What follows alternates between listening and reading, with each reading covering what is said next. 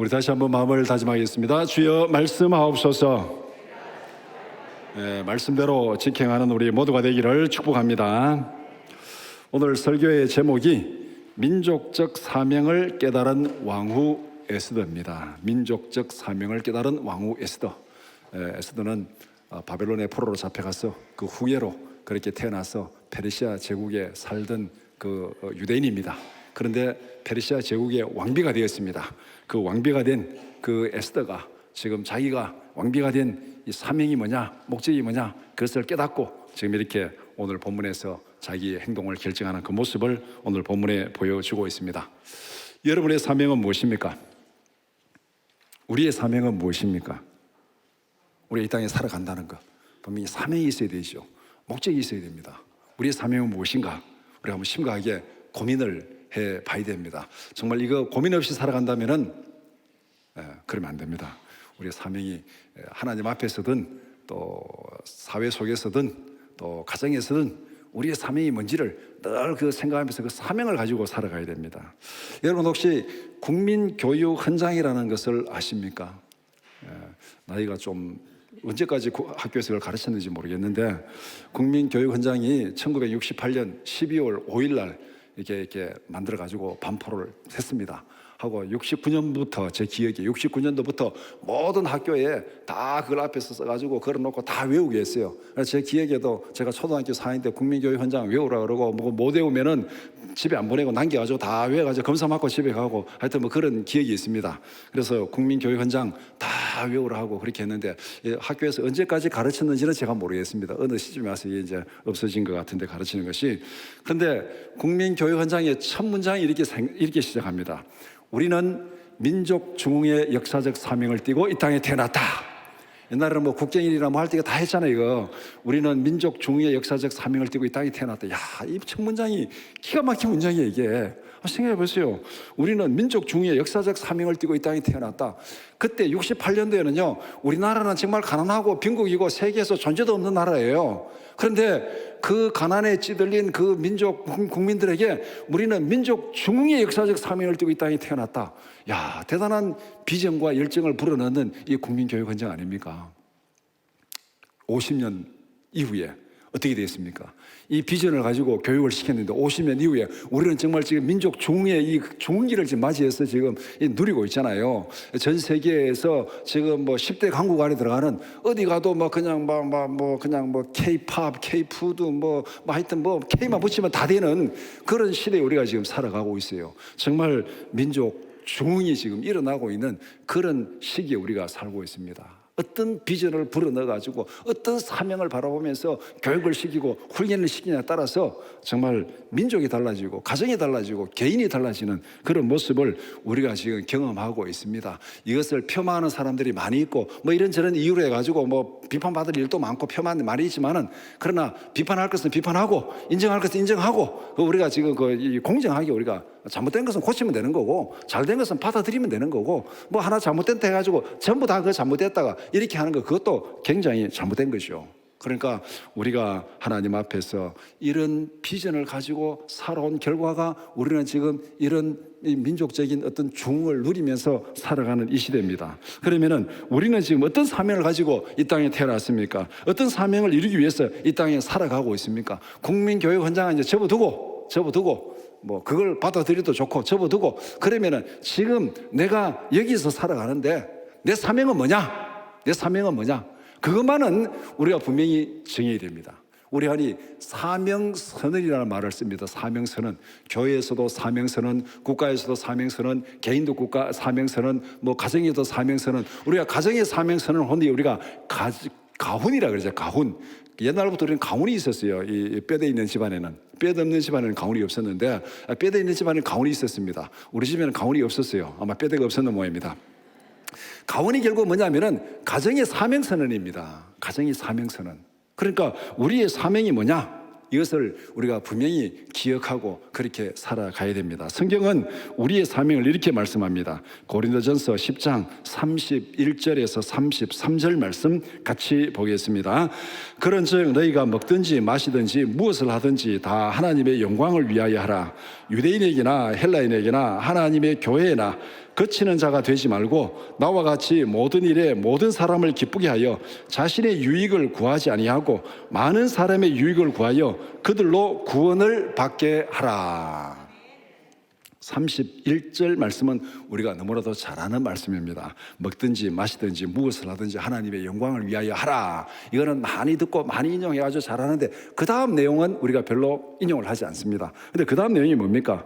모든 사람에게 거치는 자가 되지 말아라. 충돌하거나 막 상처 주거나 그래 하지 말고 자기의 유익을 구하지 말고, 거치는다는 게 결국은 자기의 유익을 구하니까 거치는 거예요. 이기심으로 살아가니까 남들하고 자꾸 충돌이 생기는 거예요. 그럼 거치는 자가 되지 말고 자기 유익을 구하지 말고 남의 유익을 구하라. 남의 유익을 구하면 충돌될 이유가 없습니다. 형제 간에도 마찬가지예요. 형제 간에 우애가 깨지는 이유가 뭡니까? 자기 손해 안 보려고, 자기만 더 챙기려고 다른 사람 손해보게 하니까 형제는 우애가 깨지는 거죠. 그런데 거기서 내가 좀 손해보고 다른 사람 도와주면 형제는 우애가 좋아지는 거죠. 거치는 자가 되지 말고 자기 유익을 구하지 말고 다른 사람, 많은 사람의 유익을 구하라. 왜? 마지막 그게 중요한 거예요.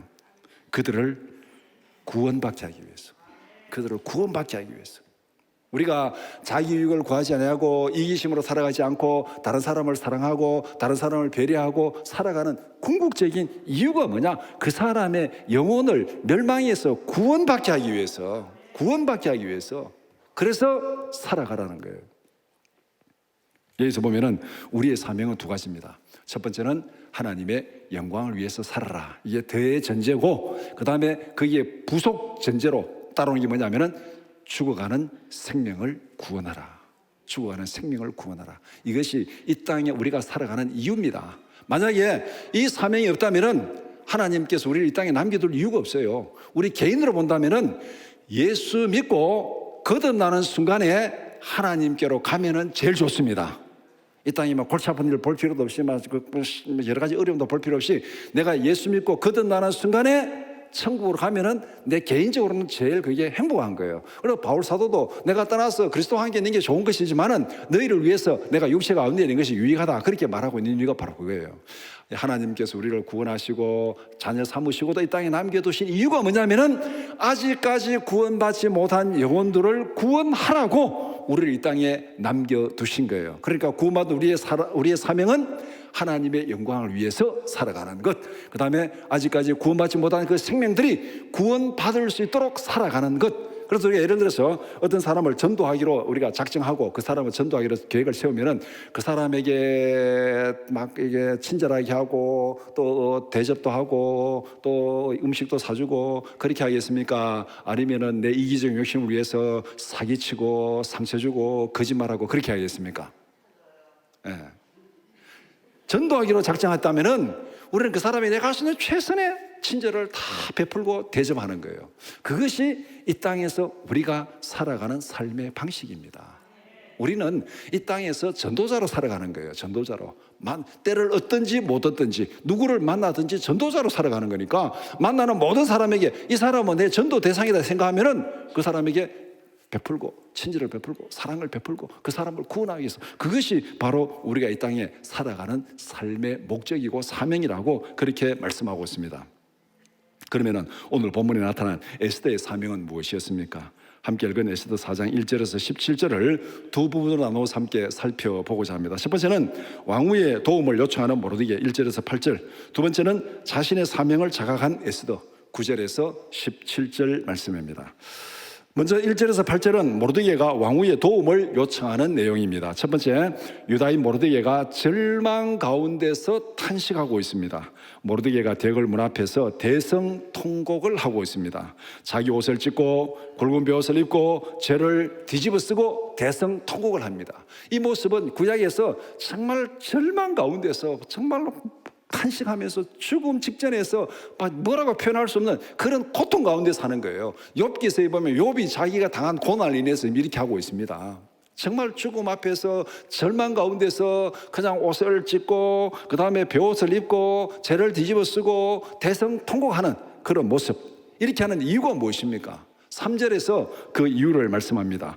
왕의 명령과 조서가 각 지방에 공포되자 많은 유대인들이 그렇게 절망하며 베옷을 입고 죄를 뒤집어 쓰고 통곡하는 사람들이 많았다, 그렇게 말합니다. 그럼 여기서 질문이, 왕이 공포한 명령과 조서가 도대체 뭐길래 유대인들이 그렇게 절망 가운데서 대성통곡을 하고 있는가? 그 조서의 내용이 앞에 에스더 3장 13절에 기록되어 있습니다. 3장 13절 같이 보겠습니다. 이에 그 조서를 역절에게 맡겨 왕의 각 지방에 보내니 12째 달 곧 아달월 30일 하루 동안에 모든 유다인을 젊은이 늙은이 어린이 여인들을 막론하고 죽이고 도륙하고 진멸하고 또 그 재산을 탈취하라 하였고. 지금 에스더서는 포로 귀환 이후에 페르시아에 남아있는 유대인들의 삶의 모습을 설명하는 성경입니다. 앞에 에스더, 느헤미야, 이거는 1차 포로 귀환, 2차 포로 귀환, 3차 포로 귀환, 성전 재건하고 믿음의 공동체를 세우고 예루살렘의 성벽을 재건하고 그것을 기록한 것이 에스라서, 느헤미야입니다. 그 다음에 그 뒤에 나오는 에스더서는 포로 귀환 때 예루살렘으로 돌아가고 돌아가지 않은 페르시아에 남아있는 많은 사람들이 있습니다. 70년, 길게는 100년 이상 거기에 털을 잡고 살았으니까 이게 어떻게 보면은 지금 이때 있는 사람들은 다 2세, 3세 이렇게 되는 거예요. 그러니까 쉽게 돌아갈 수 없는 상황입니다. 많은 사람들이 거기에 남아있었어요. 숫자로 보면은 돌아간 사람보다가 페르시아에 남아있는 유대인들이 더 많았습니다. 그 남아있는 사람들의 모습이 어떤지를 보여주는 것이 지금 에스더서에서 보여주고 있는 말씀인데, 그때 조서가 내려왔는데 어떤 조서냐면은 12월 30일 하루 동안 유대인들은 닥치는 대로 다 죽여라. 닥치는 대로 다 죽여라. 그리고 그들의 재산을 다 탈취하라. 하루 동안 이렇게 하라는 겁니다. 그러면은 유대인들이 전멸할 수밖에 없습니다. 유대인들이 소수가 지금 이 제국의 땅에 여러 군데 흩어져서 살고 있습니다. 흩어져서 자기들끼리 이렇게 모여가지고 살고 있는데, 그 민족 전체에게 하루 동안 닥치는 대로 다 죽여라. 남녀노소 불문하고 닥치는 대로 다 죽이고 다 빼앗아라. 하루만 하면은, 반나절만 하면은 유대인들 다 씨를 말릴 수 있습니다. 흩어져서 살고 있기 때문에. 그런 조서가 지금 이 각 지방에 다 내려졌습니다. 페르시아에 남아있던 유대인들이 모두 죽임을 당할 수밖에 없는 그런 위기에 직면했습니다. 이 모든 배후에 아말렉 사람, 유대인들과 옛날부터 구약에서 유대인들과 아말렉은 계속 전쟁을 하면서 이렇게 아주 민족적인 감정이 쌓이는 그런 민족입니다. 그런데 그 아말렉 사람 후손 하만이 음모를 꾸며서 유대인들을 다 싸그리 죽이려고 음모를 꾸민 것입니다. 절망적 위기 앞에서 통곡하지 않을 유대인들이 몇 명이나 되겠습니까? 이렇게 된 이유가 민족적인 감정을 가진 하만이 유대인을 죽이려고 음모를 꾸며가지고 왕 앞에 어떻게 참수해가지고 지금 이런 일이 벌어진 겁니다. 그러니까 지금 유대인들이 멸망 직전에서 모든 유대인들이 지금 통곡하고 있는 그 상황이 지금 모르드게가 왕궁 문 앞에 와서 통곡하고 있는 상황입니다. 두 번째는 모르드게가 왕후 에스더에게 특별한 역할을 요청합니다. 에스더는 왕궁에서 모르드게의 소식을 들었습니다. 모르드게와 에스더의 관계는 앞에 쭉 읽어보면은 이 에스더와 모르드게는 사촌간입니다. 사촌간이고, 에스더는 어릴 때 부모가 다 돌아가셔가지고 고아와 같이 이렇게 이제 있는데, 이 사촌 오빠 모르드게가 자기 딸처럼, 지금 이 무대는 페르시아입니다. 포로로 잡혀온 노예 생활하는 페르시아에서 지금 부모는 다 죽고 혼자 이제 정말 천하 고아가 된 그런 상황에서 사촌 오빠 모르드게가 에스더를 데려다가 자기 딸처럼, 그래 보면 연령 차이는 좀 많이 났겠죠. 자기 딸처럼 그렇게 양육을 했습니다.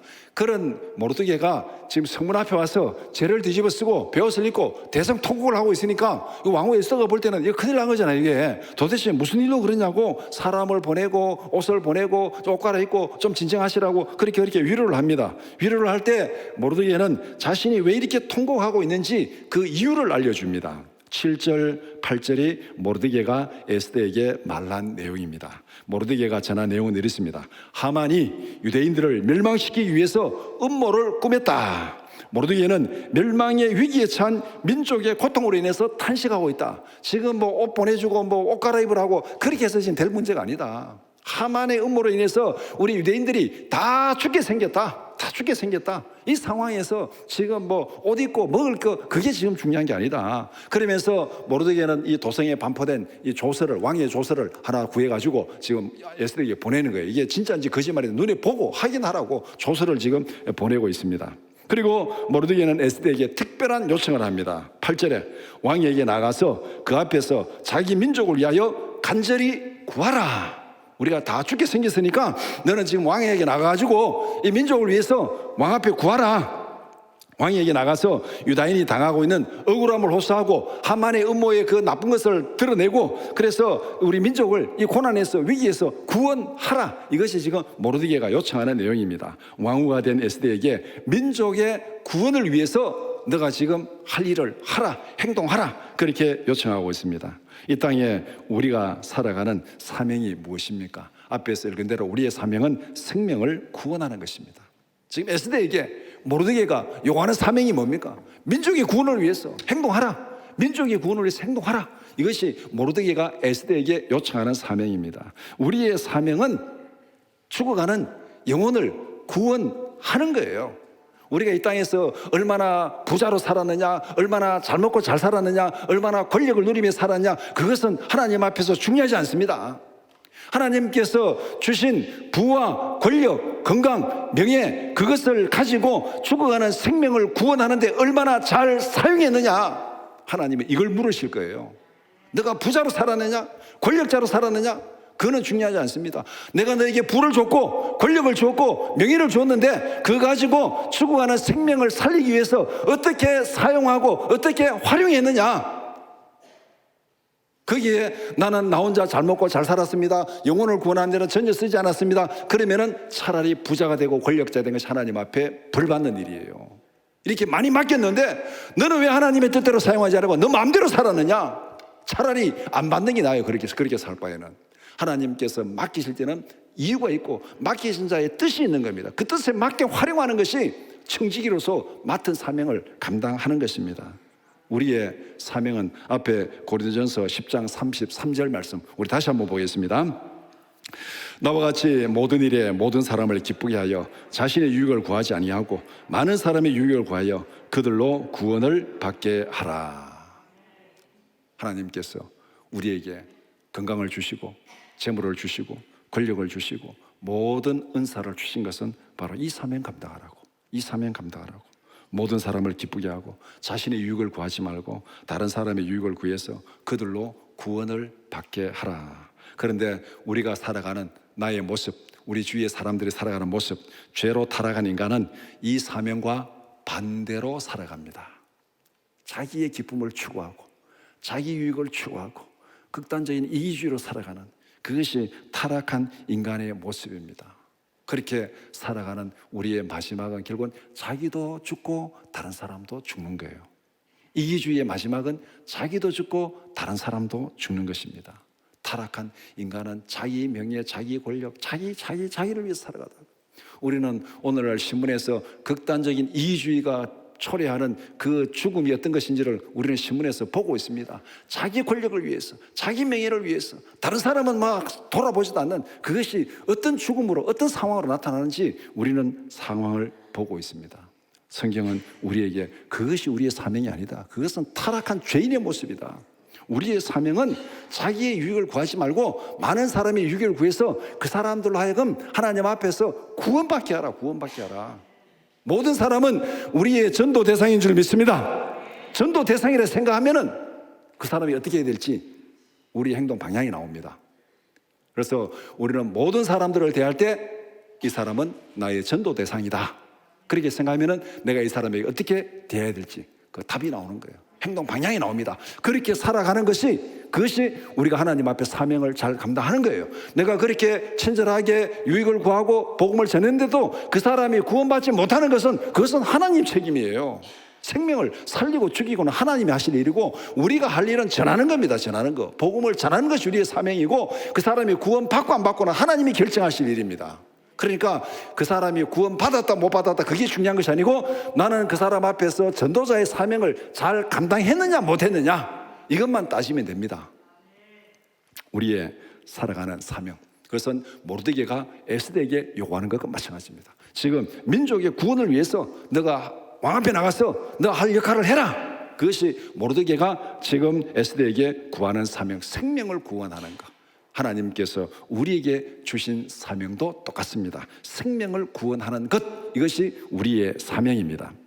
다음으로 9절에서 17절은 에스더가 자신의 사명을 자각한 말씀입니다. 첫 번째는 에스더는 모르드게의 요청을 거절합니다. 처음에 왕 앞에 나가서 민족의 이 구원을 위해서 간청하라. 그러니까 에스더가 거절합니다. 거절한 이유가 무엇입니까? 지금은 내가 왕 앞에 나갈 수 없다. 모르드게는 에스더에게 왕 앞에 나가서 간청하라. 그런데 에스더가 그 요청을 받고 생각해 보니까 자기도 답답해요. 이 민족이 지금 다 죽게 생겼고 모르드게도 죽게 생겼고, 그러니까 뭐 에스더는 마음이 편하겠습니까? 마음도 답답해요. 답답한데 어떻게 할 방법이 없어요. 현재 자신의 처지에서 할 수 있는 것이 아무것도 없습니다. 그래서 고심 끝에 에스더는 이렇게 답변합니다. 지금은 왕 앞에 나갈 수가 없습니다. 왕의 부름이 없는데 왕 앞에 나가는 자는 모두가 죽임을 당합니다. 내가 비록 왕비지만은 왕이 지금 한 달째 나를 부르지 않습니다. 왕이 지금 왕비를 한 달째 부르지 않으면은 그 뭔가 사연이 있을 거 아닙니까? 왕이 왕비에 대해서 기분 나빴든지 아니면 부부싸움을 했든지 뭐가 뭐 왕비가 좀 잘못된 일을 해가지고 지금 막 틀렸든지 뭔가 이제 기분이 나쁠 거 아닙니까?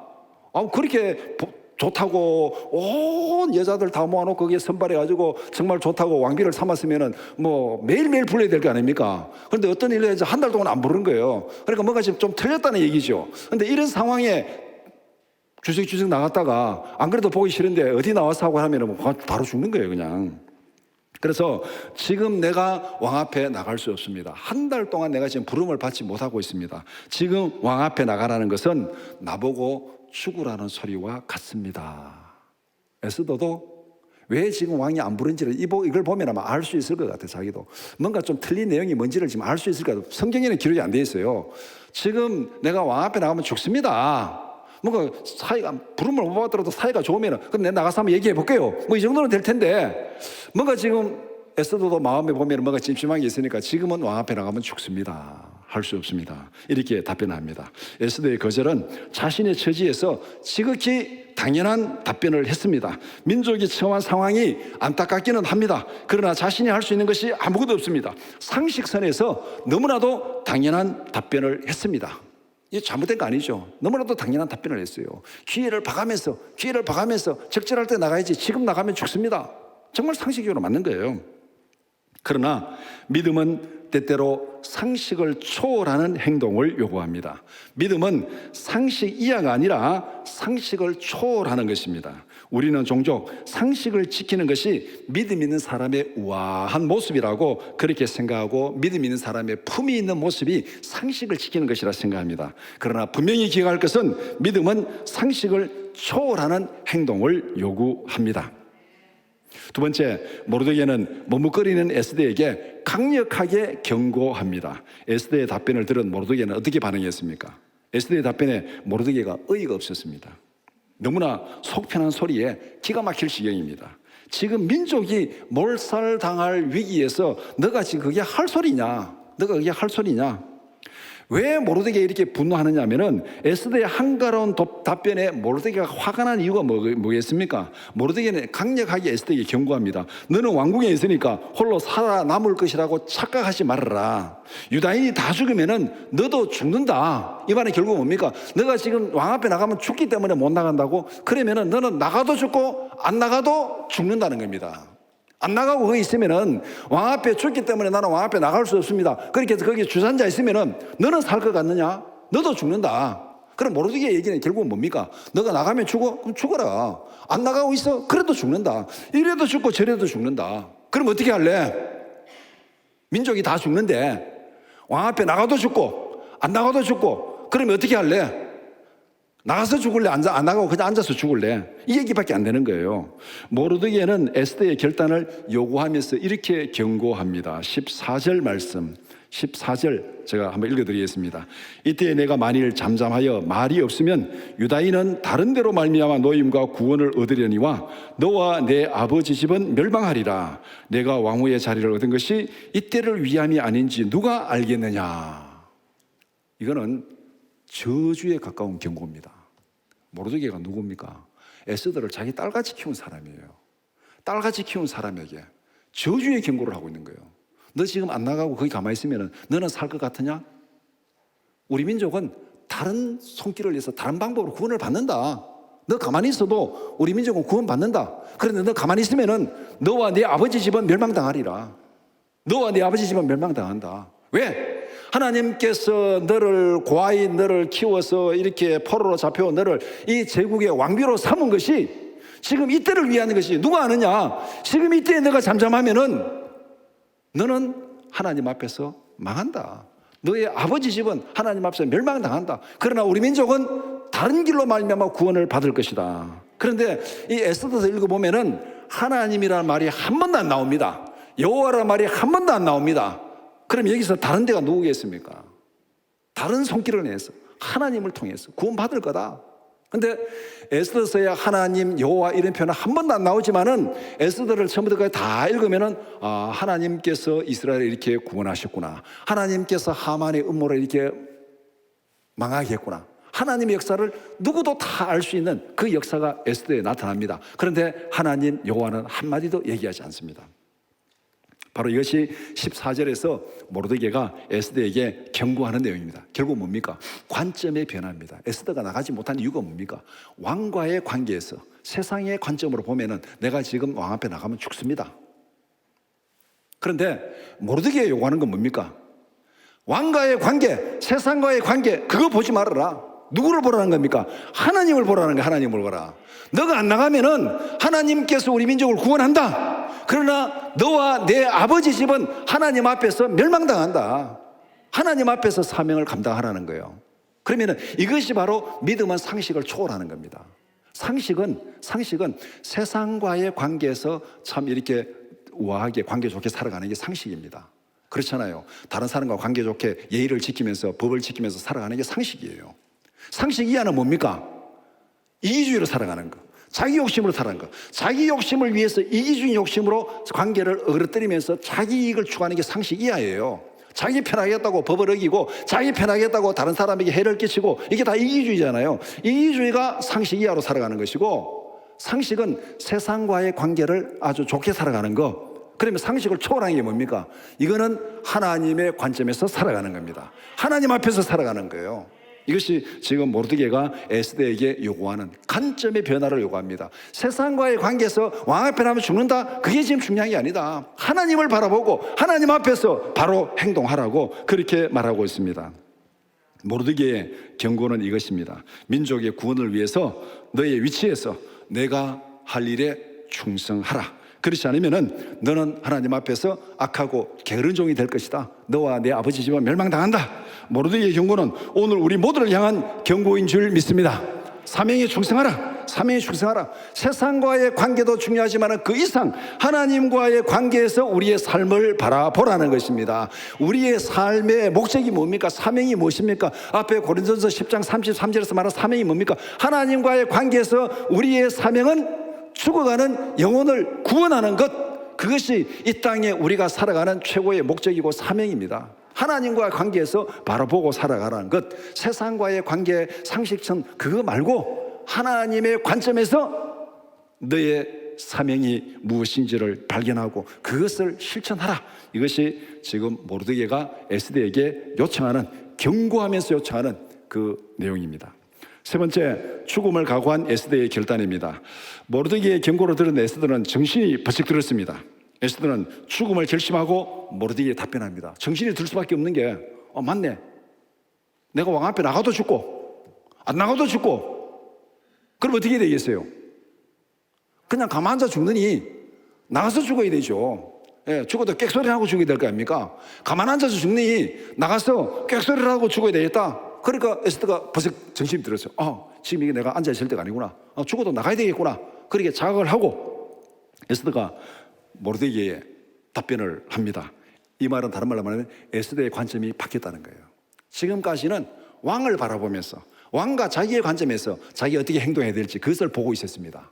그런데 모르드게의 경고를 듣고 에스더가 무엇을 봤습니까? 왕을 본 것이 아니고 누구를 본 거예요? 하나님을 본 거예요. 하나님을 본 거예요.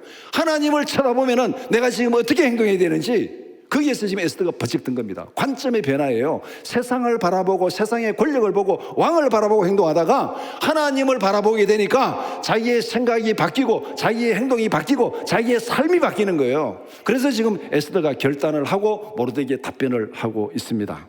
에스더가 답변한 요지는 이것입니다. 내가 왕 앞에 나가서 민족의 구원을 간청하겠습니다. 이 말은 뭡니까? 앞에서는 첫 번째 답변은 뭐라 그랬습니까? 내 왕 앞에 나오면 죽습니다. 그래서 못 나갑니다. 이렇게 답변했어요. 근데 두 번째 답변은 내가 왕 앞에 나가서 민족의 구원을 간청하겠습니다. 이 말은 뭐겠습니까? 죽어도 내가 나갑니다. 죽어도 나갑니다. 죽는 한이 있어도 나가겠습니다. 이 답변이잖아요. 그 다음에 두 번째, 나를 위하여 모든 유다인을 모아서 3일 동안 금식 기도하소서. 그냥 나가는데 목숨 하나밖에 없고 목숨 귀하지 않은 사람 누가 있습니까? 내가 죽음을 각오하고 나갑니다. 그런데 가서 허무하게 그렇게 죽을 수는 없잖아요. 정말 뭐 생명을 그냥 아무 데나 막 이렇게 허비할 수는 없잖아요. 그러니까 정말 나가서 죽음을 각오하고 나가는데 충분히 준비하고 그렇게 나가야 되지 않겠습니까? 그러니까 수산에 있는 모든 유다인들을 다 모아서 나를 위해서 3일 동안 금식 기도하소서. 내가 지금 왕 앞에 나가는 거 내 개인의 어떤 영달을 위해서 나가는 거 아니지 않냐? 민족의 구원을 위해서 나가는 거니까 민족이 다 모여서 나를 위해서 기도해라. 민족의 구원을 간청하러 나가니까 민족이 지금 3일 동안 금식하며 기도해라. 기도하고. 세 번째, 나도 나의 시녀들과 함께 금식하겠습니다. 나도 금식하고 그 다음에 유다인들도 금식하고. 결국 뭡니까? 죽음을 준비하는 거예요. 죽음을 준비하는 거. 나가면 죽어요. 지금 죽는데도 나가겠다는 겁니다. 죽음을 각오하고 나가는데 전체가 금식기도 하고 나도 금식하고 그 후에 왕의 규례를 어기고 왕 앞에 나가겠습니다. 그래도 왕이 나를 죽이면 죽겠습니다. 그래서 하나님이 하신 일이다.